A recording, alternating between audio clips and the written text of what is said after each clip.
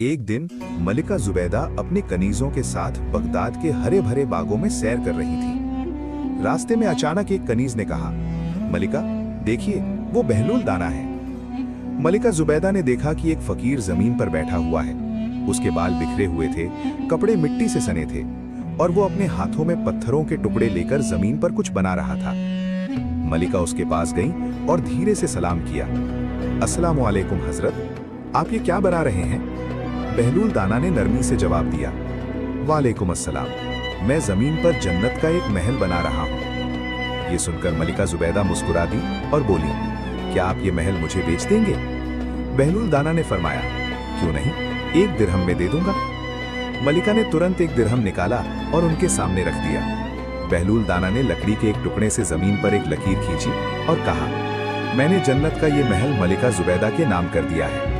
ये सुनकर मलिका जुबैदा खुशी खुशी अपने महल लौट आईं। उसी रात उनके शौहर खलीफा हारून उर रशीद ने एक ख्वाब देखा।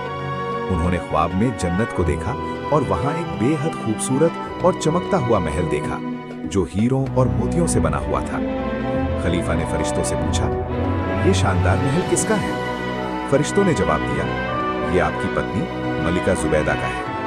जब खलीफा हारून और रशीद उस महल में दाखिल होना चाहने लगे तो फरिश्तों ने उन्हें रोक दिया और कहा, आप इसमें दाखिल नहीं हो सकते। सुबह खलीफा बहुत हैरान हुए। उन्होंने मलिका जुबैदा को बुलाया, अपना ख्वाब सुनाया और पूछा, जुबैदा, तुमने ऐसा कौन सा नेक काम किया है कि अल्लाह ने तुम्हें जन्नत में इतना बड़ा इनाम दिया है? मलिका जुबैदा ने सादगी से बहलूल दाना को 1 दिरहम देने और उनसे जन्नत का महल खरीदने का पूरा किस्सा सुना दिया।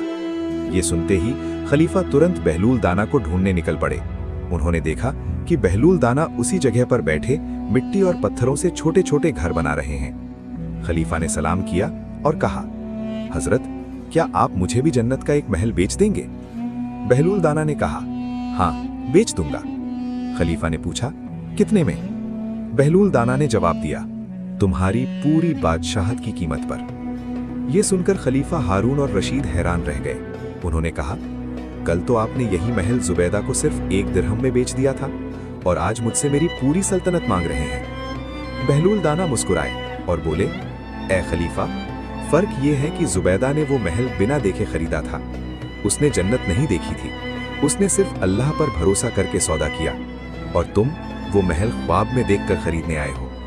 बिना देखे ईमान लाने की कीमत और होती है और देखकर मानने की कीमत और। ये सुनकर खलीफा हारून और रशीद को अपनी गलती का एहसास हो गया। वे समझ गए कि नेकी की कीमत दौलत से नहीं, बल्कि सच्चे दिल और पक्के ईमान